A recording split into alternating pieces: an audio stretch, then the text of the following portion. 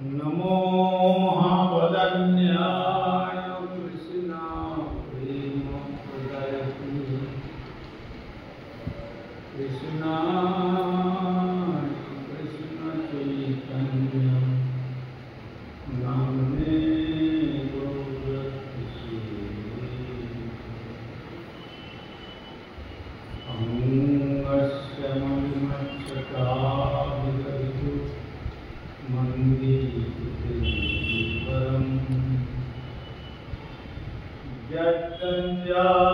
यत्तञ्जागुरुरचीशं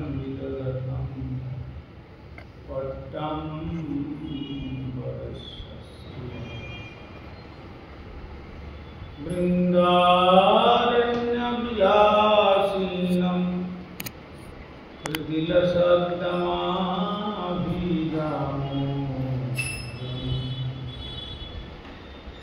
राधा स्पन्दन रसिक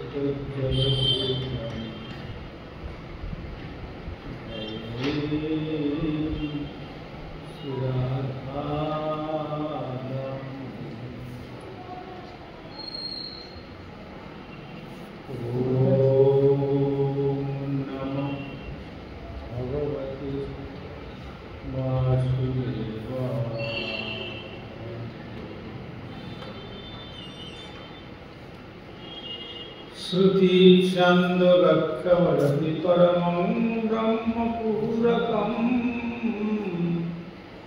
श्रुति वैकुंठं वदति शीलजविष्णु श्रुतति पंचन्द्रविरहसि मूलं भगवन्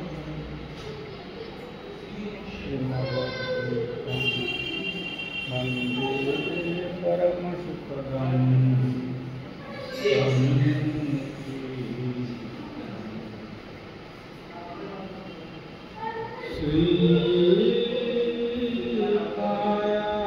श्रीकायापुरं वन्दे परमसुखदं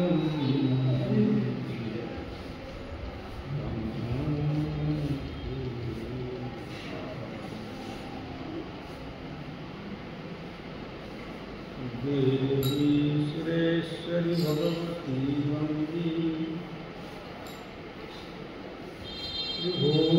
त्रिभुवनतारिणी करशतरंगी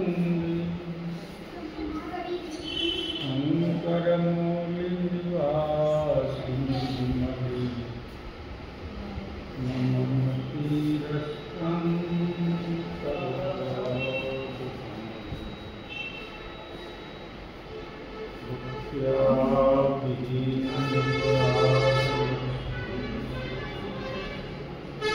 चित्तस्य कामान्तरङ्गमद्धि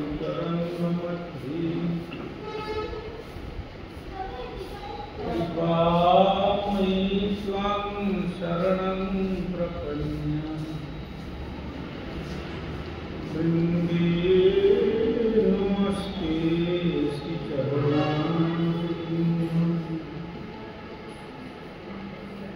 श्री कृष्ण चैतन्य प्रभु नित्यानंद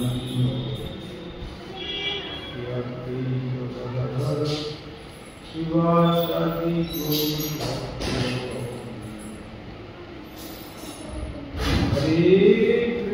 हरे कृष्ण कृष्ण कृष्ण हरे हरे हरे राम हरे राम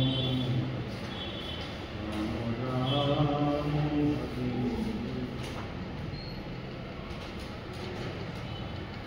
शिवे जगुबाजरं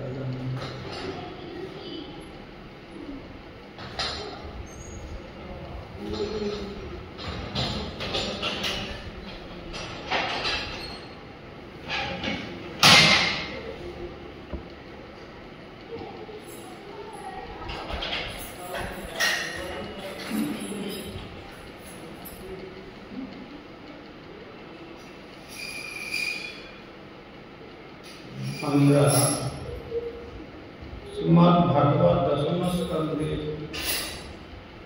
দ্বাদশ অধ্যায়ে চতুর্থ সংখ্যক শ্লোকে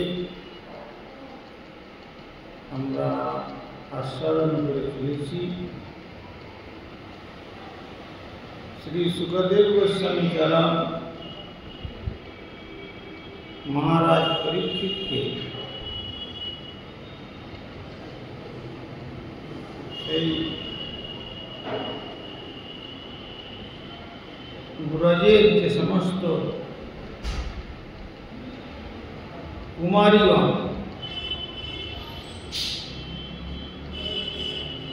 তারা কাত্যায়নী ব্রত 1 মাস যাবৎ করেছিলেন, তাতে কাত্যায়নী মহামায়ে মহাযোগী যোগীশ্বরী নন্দ গোপ সুতং দেবী পতিং মে কুরতে নমঃ মন্ত্রং জপন্তস্তা পূজাং চক্রু কুমারিকা।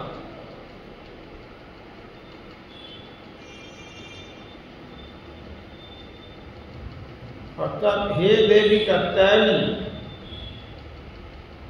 হে ভগবানের মহাশক্তি, হে মহাযোগ শক্তি ধারিণী, হে শক্তিশালিনী সর্বনিয়ন্তা, অনুগ্রহ করে নন্দনন্দন শ্রীকৃষ্ণকে আমাদের পালক রূপে নিয়োজিত করুন। আমি আপনাকে আমার প্রণাম নিবেদন করি। এই মন্ত্র জপ করতে করতে কুমারী কন্যাগণের প্রত্যেকে তাঁর পুজো করেছিলেন।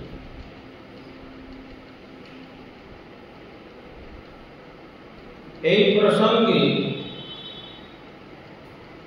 শ্রী ভগবানের অন্তরঙ্গ শক্তি ও বহিরঙ্গা বা মায়িক শক্তির মধ্যে পার্থক্য নারদ পঞ্চরাত্রে শ্রুতিবিদ্যার কথোপকথনে বর্ণনা করেছে। তার মধ্যে যদিও মহামায়া কথাটা উল্লেখ হয়েছে, শ্রী যোগমায়ার কথাই এখানে বলছেন। অন্তরঙ্গা শক্তির আবরণাত্মিকা শক্তি রয়েছে, যিনি মহামায়ার উপর পরিচিত, যিনি জড়জগৎকে শাসন করেন। প্রকৃতপক্ষে তিনি সমগ্র ব্রহ্মাণ্ডকে মোহিত করে রেখেছেন। আর এভাবেই জগৎ মধ্যস্থ সকলেই মিথ্যাভাবে নিজেকে জড় দেহের রূপ জ্ঞান করছে। এটা হচ্ছে মহামায়ার কার্য। আর যোগমায়ার কার্যটি হচ্ছে কি? যোগমায়ার কার্য হচ্ছে ভগবান শ্রীকৃষ্ণের সেবাতে সাধককে যোগযুক্ত করে দেন। এইটি হচ্ছে মহামায়া এবং যোগমায়ার মধ্যে পার্থক্য। মহামায়া হচ্ছেন যোগমায়ার ছায়া শক্তি, আর যোগমায়া হচ্ছেন স্বরূপ শক্তি। সেই স্বরূপ শক্তির কথাই হচ্ছে দেবীগণ পূজা চক্র কুমারিকা, কুমারীগণ তারা সেই জন্যই পুজো করছিলেন।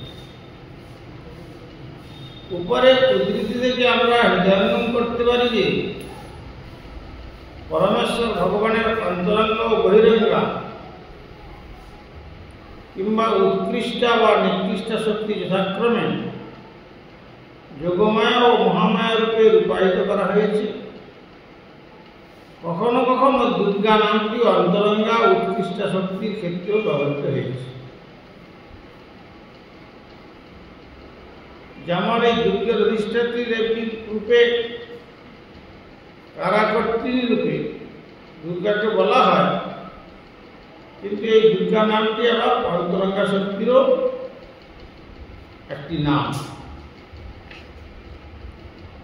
যেমন পঞ্চরাত্রে উল্লেখ করা হয়েছে, কৃষ্ণকে অর্চনা করার জন্য ব্যবহৃত সকল মন্ত্রের অধিষ্ঠাত্রী বিগ্রহ দুর্গা নামে পরিচিত। কৃষ্ণকে অর্চনা করার জন্য ব্যবহৃত সকল মন্ত্রের অধিষ্ঠাত্রী বিগ্রহ দুর্গা নামে পরিচিত। এভাবে পরমতত্ত্ব শ্রীকৃষ্ণের গুণকীর্তন ও অর্চনার নির্দিষ্ট মন্ত্র বা স্তবের অপ্রাকৃত শব্দ তরঙ্গের অধিষ্ঠাত্রী বিগ্রহকে দুর্গা নামে অভিহিত করা হয়। অতএব দুর্গা নামটি সেই ব্যক্তিকেও উল্লেখ করে যিনি ভগবানের অন্তরঙ্গা শক্তিরূপে ক্রিয়া করেন।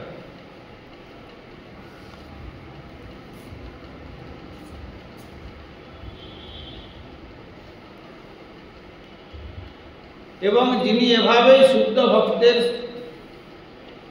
শুদ্ধ সত্যের স্তরে অধিষ্ঠিতা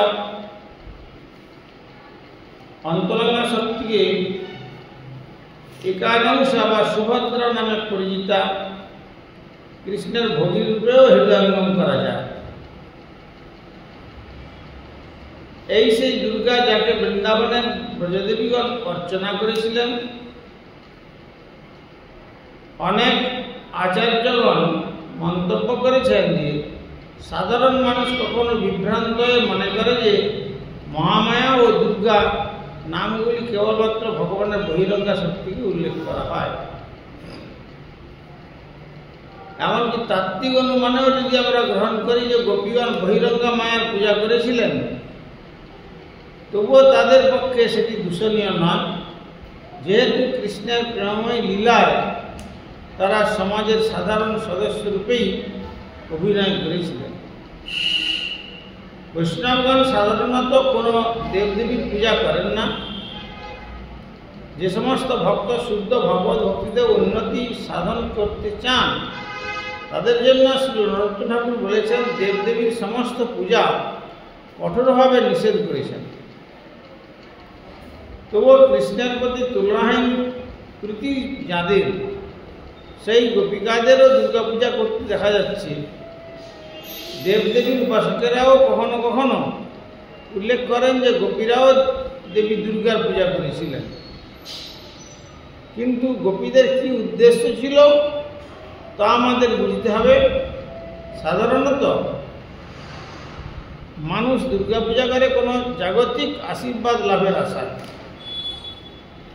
কিন্তু ব্রজদেবীগণ এখানে শ্রীকৃষ্ণকে সন্তুষ্ট করার জন্য অথবা তার সেবা করার জন্য যে কোনো উপায় অবলম্বন করতে চেয়েছিলেন। সেটি ছিল ব্রজদেবীগণের অতি উৎকৃষ্ট মাহাত্ম্য। শ্রীকৃষ্ণকে প্রতিরূপে লাভ করার জন্য তারা সম্পূর্ণ 1 মাস ধরে দুর্গাদেবীর পূজা করেছিলেন। নন্দ মহারাজের পুত্র কৃষ্ণ তাদের রক্ষক হওয়ার জন্য তারা প্রতিদিন প্রার্থনা করেছিলেন। তাহলে এখানে সিদ্ধান্ত হচ্ছে যে ভগবানের সর্বশ্রেষ্ঠ উন্নত ভক্ত অপ্রাকৃত ব্রজদেবীগণের মধ্যে কোনরকম জড়গুণের অস্তিত্ব থাকতে পারে বলে কৃষ্ণের ঐকান্তিক ভক্ত কখনো কল্পনা করেন না।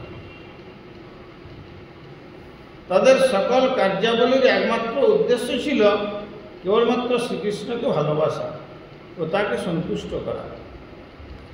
আমরা যদি মূর্খের মতো তাদের কার্যাবলীকে কোনোভাবে জাগতিক বলে বিবেচনা করি, তাহলে কৃষ্ণ চেতনা হৃদয়ঙ্গম করা আমাদের পক্ষে অসম্ভব হয়ে উঠবে।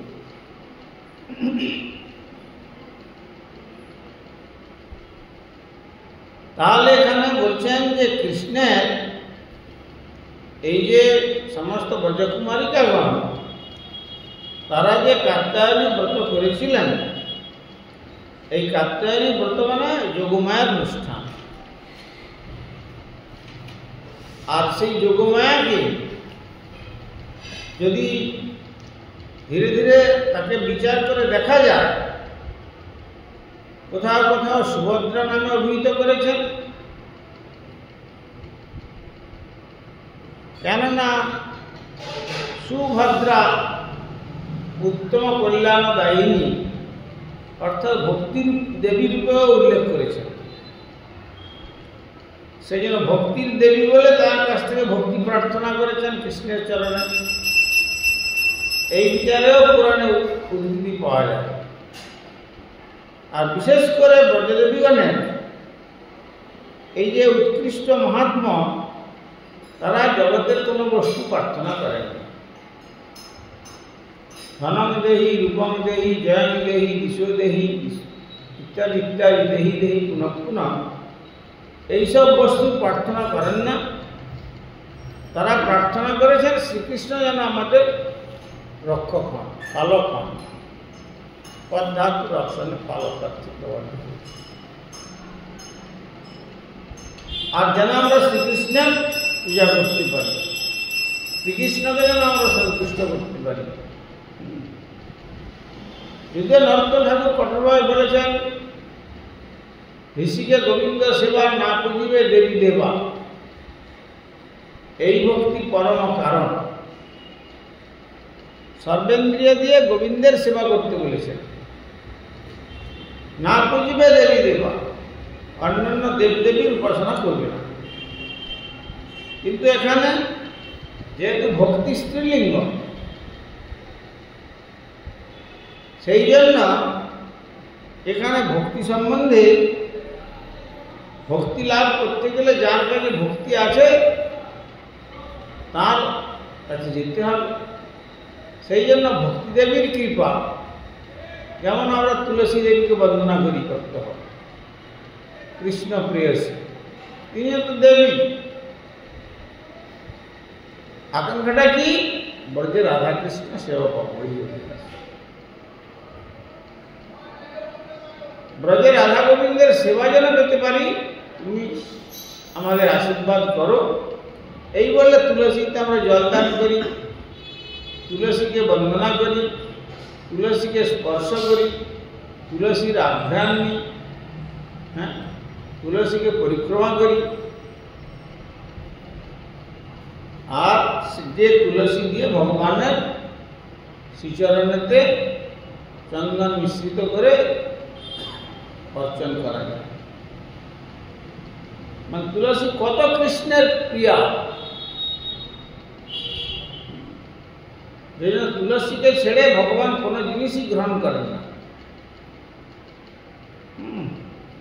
সেই ক্ষেত্রে সেই রকম ব্রজদেবীগণ, ব্রজের কুমারিকাগণ, তারা প্রার্থনা অন্য কোনো কিছু করেননি। তারা প্রার্থনা করেছিলেন যে কৃষ্ণ যেন আমাদের রক্ষক হন, কৃষ্ণ যেন আমাদের পালক হন, কৃষ্ণ আমাদের একমাত্র গতি। আর যারা অজ্ঞ ব্যক্তি, তারা দেবীর পুজো করার সময়তে পার্থিব বস্তুর কামনা করে থাকে। আর যারা বিজ্ঞ ব্যক্তি, যারা বুদ্ধিমান, তারা ভগবানের পুজো করার সময় কি বলবেন? নদনাম নজনম ন সুন্দরী কবিতাং বা জগদীশ কাময়ে মম জন্মনি জন্মনীশ্বরে ভবতার ভক্তি হইতে। মহাপ্রভু কিছু বলেছেন, ঠাকুর আমি তোমার কাছে ধন জন কিছুই চাই না, পবিত্রও চাই না, সুন্দরী ভাজ্যাও চাই না, দেহের সুখ ছন্দ চাই না, জন্মে জন্মে দাও, জন্মে জন্মে যেন তোমার চরণে আমার অহৈতুকী ভক্তি থাকে। কোন শর্তযুক্ত ভক্তি না, হেতুযুক্ত নয়, অহৈতুকী, উইদাউট এনি কন্ডিশন। কোনো কন্ডিশন থাকবে না ভগবানের পুজো করতে গেলে, কেবল ভগবানকেই প্রয়োজন। এই বুদ্ধিটা সাধারণত হওয়া দরকার। মহাপ্রভু এই জন্য এই কথাটাই বললেন। তা না করে যদি অজ্ঞান মতো তাদের কার্যাবলীকে কোনোভাবে জাগতিক বলে আমরা বিবেচনা করি, তাহলে কৃষ্ণ চেতনার হৃদয়ঙ্গম করা আমাদের পক্ষে কখনোই সম্ভব হয়ে উঠবে।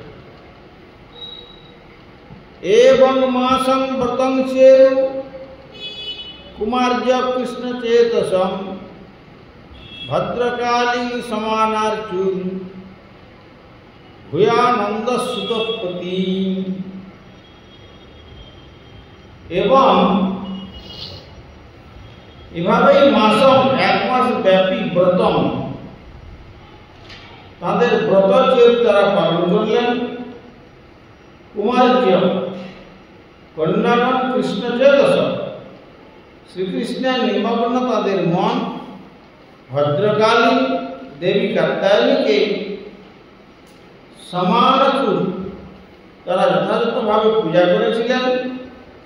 ভূয়াত তিনি হন নন্দসুত নন্দ মহারাজের পুত্র আমাদের পালক।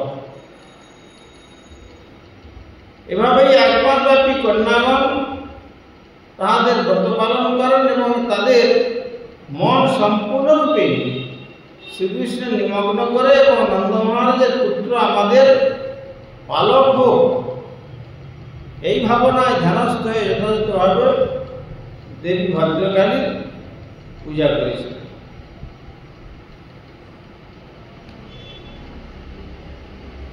যোগমায়ার এক অপর নাম ভদ্রকালী। কিন্তু জগতের জীবের পুজোর সঙ্গে এবং বাসনার সঙ্গে ভগবান ভক্তের পুজোর সঙ্গে বাসনার আকাশ পাতাল প্রভেদ। আর তা না হলে ভদ্রকালীর পুজো করে কি হবে? ভদ্রকালীর পুজো করে যখন পার্থিব বস্তু চাইবে তার ফলে কি হয়? যেমন জড়ভরতকে বলি দেওয়ার জন্য ভদ্রকালী মন্দিরে নিয়ে গেলেন, তাকে স্নান টান করিয়ে গলায় মালা দিয়ে কপালে সিঁদুরের ফোঁটা দিয়ে আর তাকে বলি দেওয়ার জন্য। কিন্তু ভদ্রকালী দেখলেন ইনি হচ্ছেন বিষ্ণু ভক্ত, আমার প্রভুর সেবক, সুতরাং এরা এইভাবে দুরাচারিত্ব করছে। তখন তিনি মন্দির শিববিগ্রহ থেকে নিজের স্বরূপ প্রকাশ করে যে অস্ত্র দিয়ে ভদ্রকালীকে বধ করবার গিয়েছিল তাদের হাত থেকে সেই অস্ত্র নিয়ে সেই সমস্ত কাপালিকদের শিরচ্ছেদ করলেন দেবী নিজেই। আর ভরত মহারাজকে তিনি সেই যুপকাষ্টকে খুলে আর তাকে তিনি বললেন এরা অজ্ঞ, এরা বোঝে না, তাই তোমাকে এইভাবে নিয়ে এসেছে। এই জন্য দেখা যাচ্ছে যে সামান্য ত্রুটি হলে দেবদেবীগণের উপাসনাতে সেখানে কোনো ক্ষমা নেই। যার জন্য ভদ্রকালীর গলায় যতগুলো সব মুন্ডু মালা সব তার উপাসনা,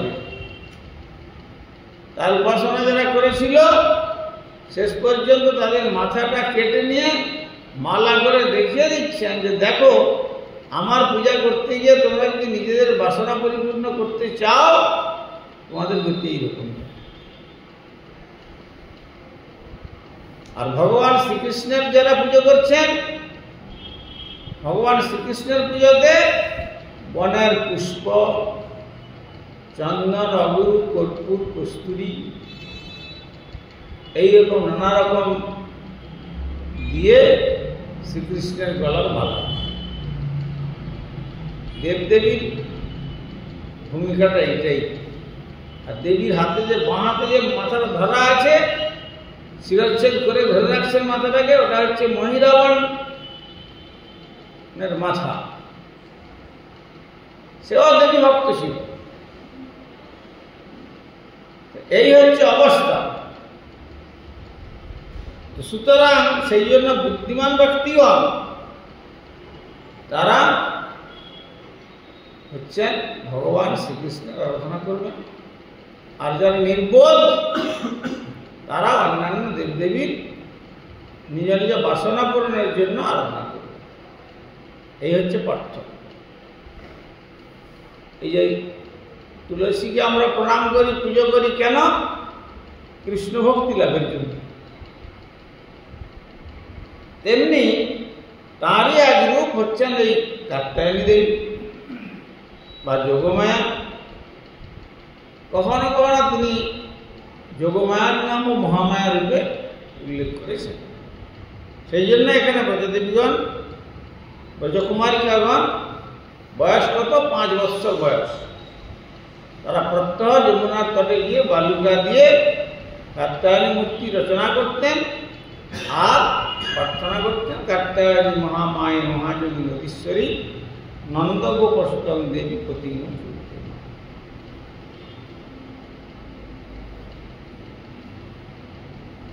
এইভাবে তারা ধ্যানস্থ যথার্থভাবে এইভাবে ভদ্রকালী পূজা করেছিলেন।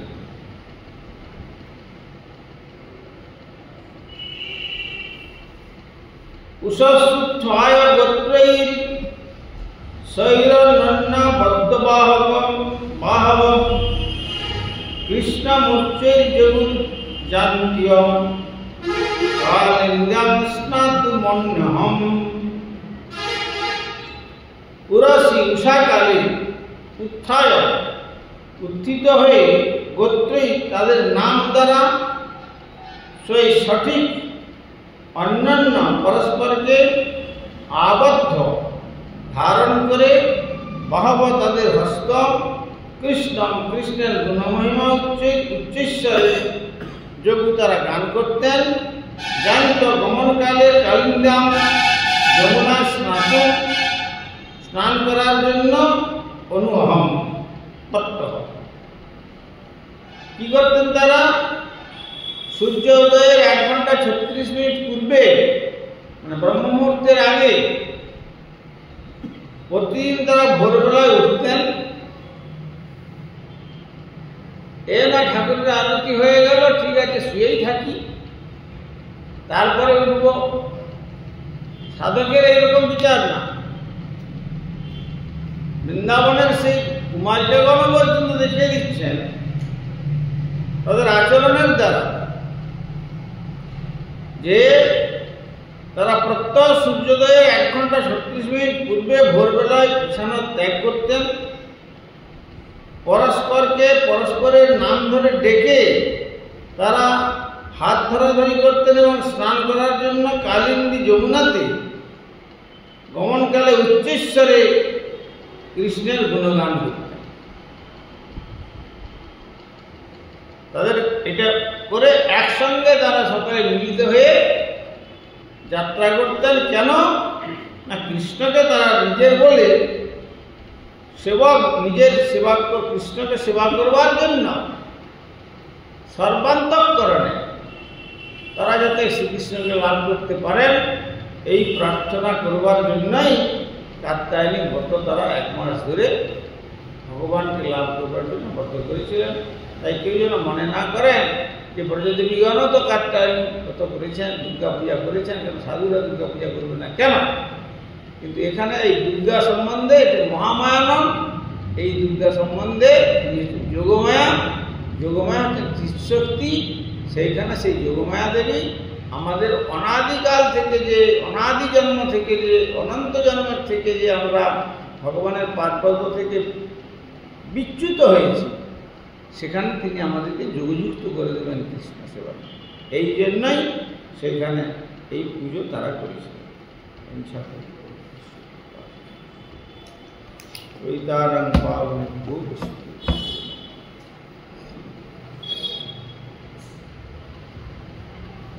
हरिहरे नम कृष्ण जातवाय नमो हरिहराय नमो कृष्ण